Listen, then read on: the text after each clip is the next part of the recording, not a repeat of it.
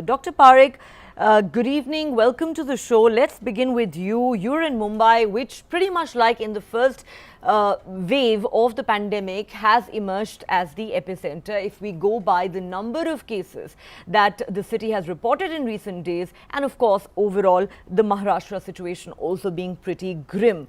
Now, one thing that many people have said in recent days is that if the government thinks that it cannot open up vaccination for all or universalize it, at the very least it needs to open up vaccination for everyone in the COVID hotspots, in the worst affected areas, most of which are in Maharashtra. Is that something you would agree with? And if yes, then what do you think is holding the government back? Good evening, Neha. I absolutely agree with you. And this is something that I wrote up over 3 months ago in a policy paper written sometime in the middle of December, which anticipated fairly accurately the second wave coming in. And at that time, one of the suggestions in that paper was to identify what would be potential hotspots. We had reasonably good seroprevalence data, which indicated that in certain areas, the antibody counts were high, whereas in other areas, the counts were low. And based on that, my suggestion was the strategy should be not necessarily to go in demographic strata related to age, but to go also in terms of location. And we are seeing what's happening now. You mentioned rightly, of course, that hospital beds are filling up everywhere. But if we look at the pattern of occupancy, there is a paucity of beds in the private hospitals, whereas beds are still available in public hospitals, which is diametrically opposite to what had happened during the first wave. One plausible explanation for this is that the geographic areas in which people would have accessed public hospitals more readily, such as Dharavi, for example, they have had a reasonable, not a very high level of herd immunity, but in the vicinity of about 40 to 60% in some areas. And therefore, less people in those areas are getting infected. I believe over 3,000, if my number is right, skyscrapers in Bombay, tall buildings in Bombay are being sealed off, or floors in these buildings are being sealed off. So there seems to be a demographic shift in terms of where the second wave is striking ferociously. And why is that, Doctor? If I could just interrupt you for a moment, I want to ask you two related questions there. Since you mentioned that there may be enough beds in government hospitals, but that's not the case in private hospitals, I think you're right there. Now, that may have to do with the fact that more people are opting for private hospitals, but I still want to read out some statistics to you, and we've got this from the BMC. Now, if you talk about normal COVID beds in Mumbai, and we are only talking about Mumbai, well, then, it may be safe to say that there are about 3,000 of them that are vacant. However, doctor, the problem arises when you talk about beds with ventilators and ICU beds. Now, for example, if you talk about COVID beds with ventilators, we are told the capacity is 1,036 and 810 of those are occupied. There are only 226 vacant, and 95 of these are at private hospitals, the remaining at government hospitals. So even if you take the cumulative figure of 226 ICU beds with ventilators, I think it is a cause of concern given that we're just at the beginning of the second wave. Oh, absolutely, Neha. And an additional cause for concern would be if the crest of the second wave, anticipated in a few weeks from now, were to in fact affect the vaccination program.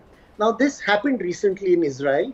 Israel, by the way, has vaccinated nearly 100% of its population by now. But early on, they were a little slow to take off.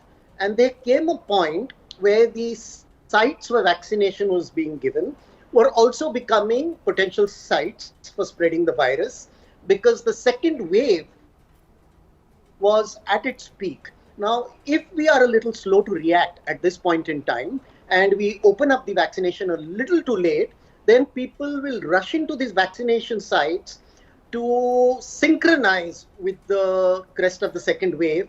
And, Israel had to pause its vaccination program for a while because now there were so many people aggregating in these centers. So we need to move ahead.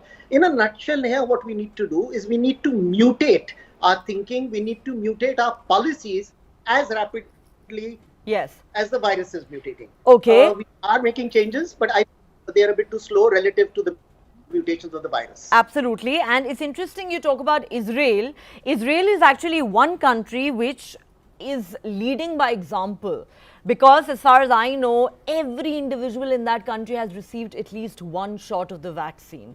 And if you look at the India figures, it is very, very problematic. Just about 5% of our population has been vaccinated thus far, and a majority of them have received only one shot. That is very problematic. We also need to understand that the more centers we open up, wastage is going to go up significantly. We are already more than 6% national wastage, which is actually a crying shame.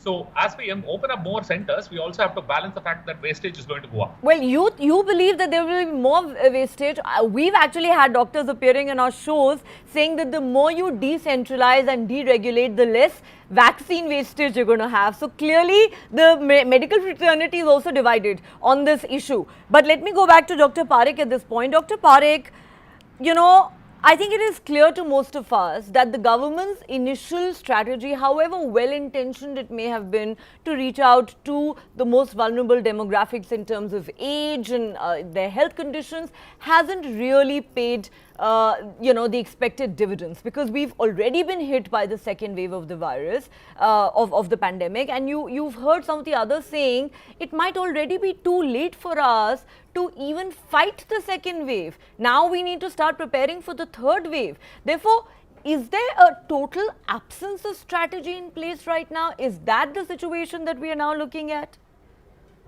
Neha, I believe there must be a strategy. There has to be a strategy. My concern is the strategy is not flexible enough to be able to change, if not by the day, at least by the week. Interestingly, what Dr. Swaminathan said reminded me of India's military strategy in the liberation of Bangladesh, the 50th anniversary of which was celebrated just a few weeks ago. And in that battle, if I remember correctly, Sam Manekshaw took the strategy of avoiding what were the hotspots. He circumvented them. We went around all these hotspots, then arrested the war, and subsequently, Bangladesh was liberated. There may be an element, a modicum of truth in looking at this in terms of military strategies. Now, it has been said that throughout the history of man, there have been just 4 generals who understood the dynamics of a battlefield.